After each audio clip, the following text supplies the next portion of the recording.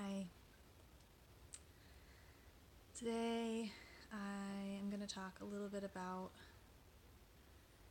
fear. Specifically, I want to talk about how fear plays a role in our process of growing.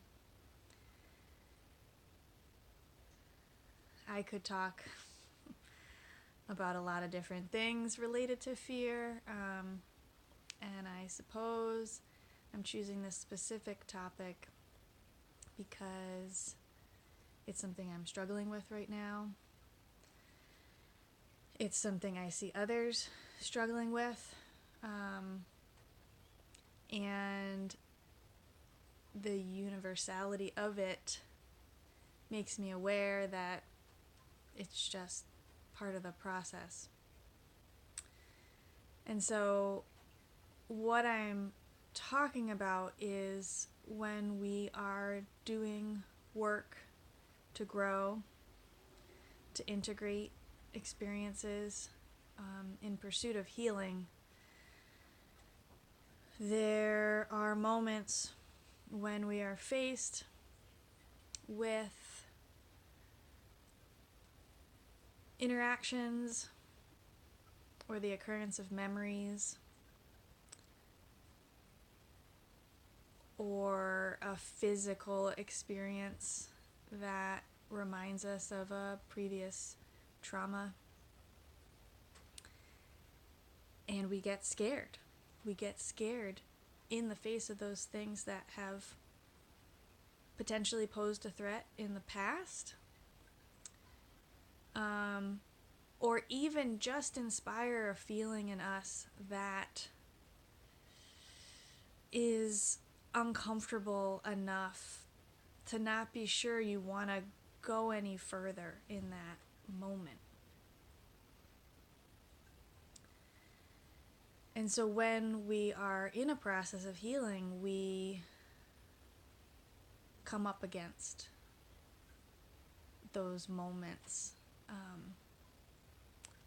When I talk about it with some people, to me it's almost as if, the universe or whatever you believe in, or maybe it's some aspect of yourself that operates to protect you, is saying, "Are you sure? Are you sure you want to do this?"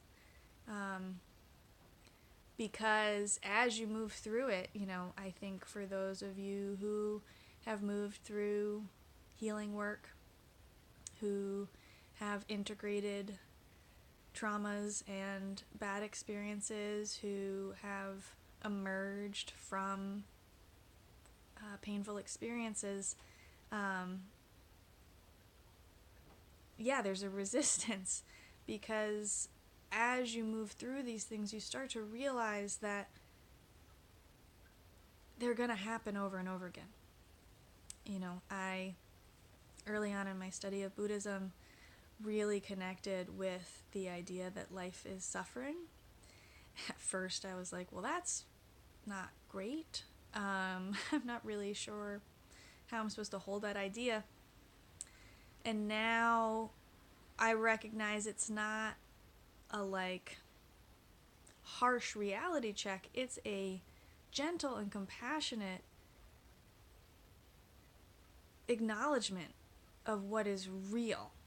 And in the world today, the presence of pain and fear and hate are prevalent, on a level that is even more than usual unavoidable. On top of that, whereas we're not in our society being hunted down by saber-toothed tigers as much, this part of our brain, the reptilian brain, the triune brain back here, that produces that fight, flight, or fright response, is still there and still wanting to be engaged. And so you know, even if there isn't a clear and present, really threatening thing, we can perceive interactions, experiences as a larger threat than they may actually be to us. And also, there is no way we can diminish the realness of emotional and psychological threats. When we've experienced trauma, we aim to protect ourselves. And so it becomes really nuanced what those threats might look like. And the fear of feeling that thing we felt before can become so all-consuming that in an attempt to be really good at protecting ourselves, we perceive it in moments where it may not actually be there.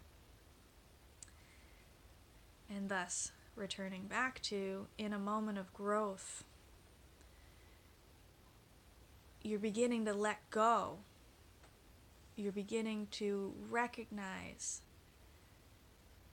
that your brain, where it's trying to protect you, may also be hindering your ability to differentiate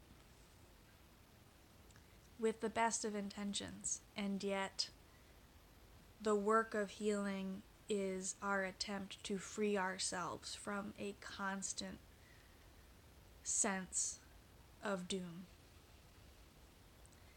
And we want to free ourselves from that so that we can begin to see what's real and respond to what's real and reserve our energy, our emotion, our power for what is real. We can still have feelings come up, and the way in which I find myself struggling with this is that my feelings still come up, and there's this moment where I can decide how I respond, and I'm getting better. There are times when I can see it, I can take a deep breath, and I can look at my options for responses and choose the one that doesn't perpetuate my suffering, that doesn't take more of my energy, that acknowledges what is real in the situation, and then I can move forward. And if I'm in the presence of someone that truly cares about me, they will hold me in that process. And that's such a gift when that occurs. But if I get caught in the feeling and the fear, I can react and respond in ways that so frustratingly end up creating the interaction, the environment, the feelings that I fear. And in this weird way, it's as if the part of my brain that started off wanting to protect me also wants to show me that the thing I was scared of is real, even if it has to make it up. And we all have these stories that we're terrified are true. And so many of them that have originated out of traumas are not true.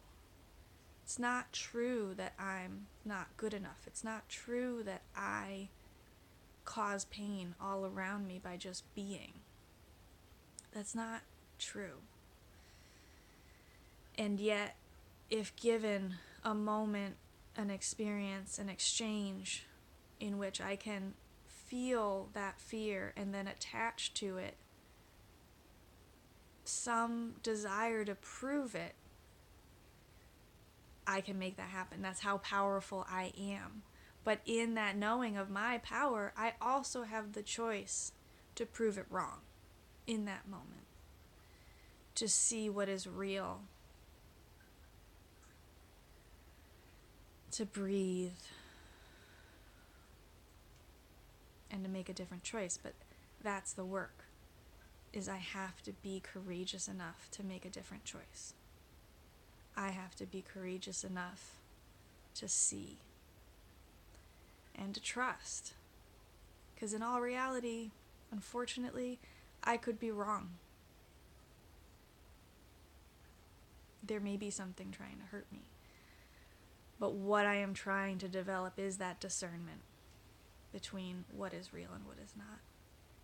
And for me, that is how fear plays a very significant role in growth work. That it is an indicator that something's come up. But my work is to discern between, is it something that's come up that I need to recognize and remove myself and protect myself because what is real is something's trying to hurt me? Or is this fear from something before? Is this fear a real feeling that I need to express? Is this fear an indicator that I'm growing? That I'm able to pause in this moment and recognize something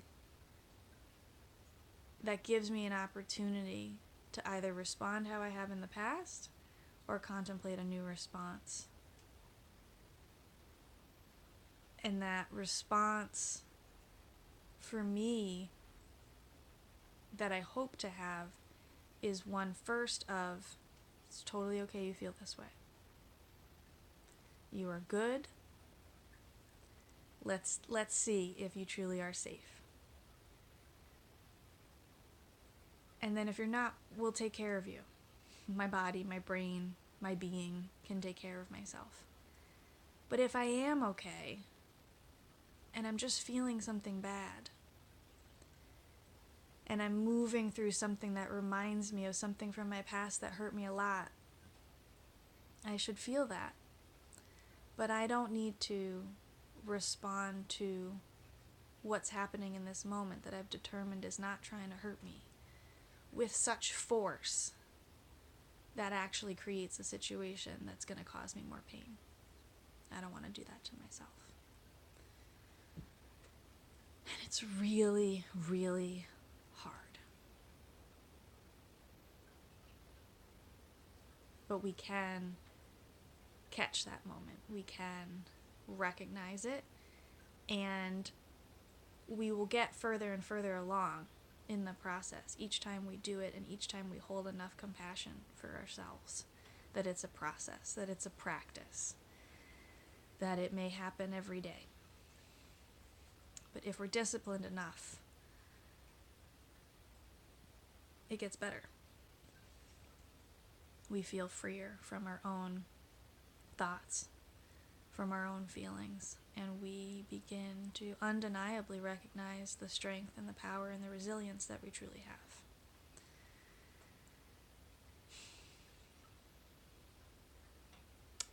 Thanks for listening, and let me know if you have thoughts. Let me know if you have experiences you'd like to share, either privately or here in the comments.